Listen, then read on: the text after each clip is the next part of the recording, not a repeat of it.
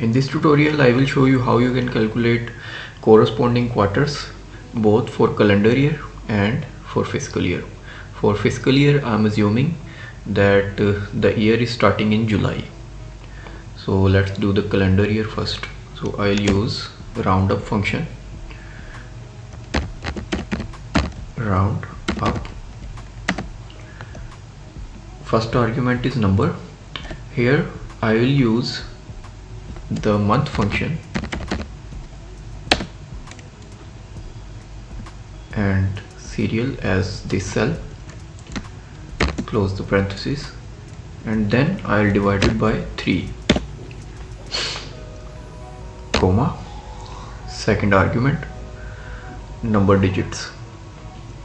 Here I will add 0, or I can omit it as well, bracket close.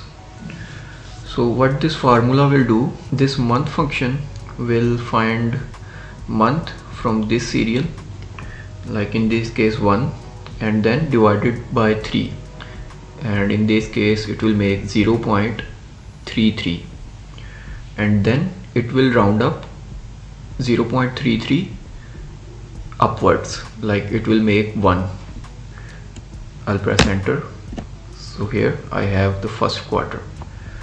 Now if I drag it down, I'll get the next quarters. So you see. Now let's move on to fiscal year. Here I am assuming that the year is starting in July.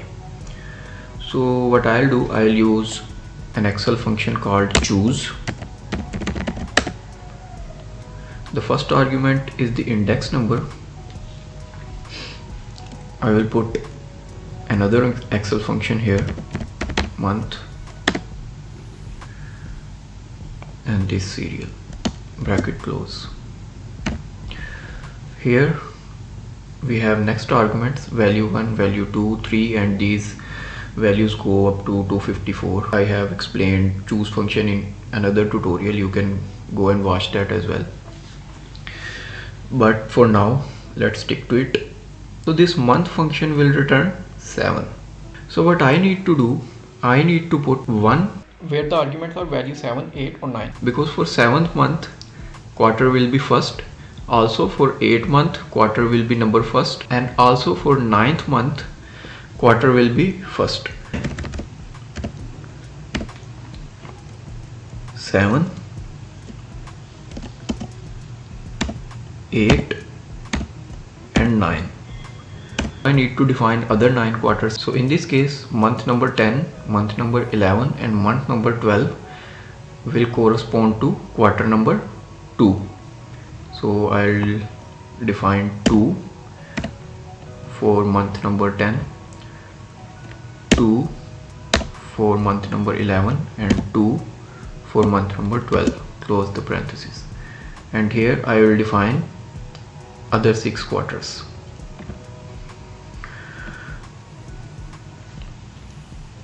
So you see, when month number will be 1, I want 3 here. For month number 2, I want 3 here, and for month number 3, I also want 3 here, because these months 1, 2, 3 will make up quarter number 3 in this scenario. So I'll define 3 here for month number 1, 3 here for month number 2, and 3 here for month number 3.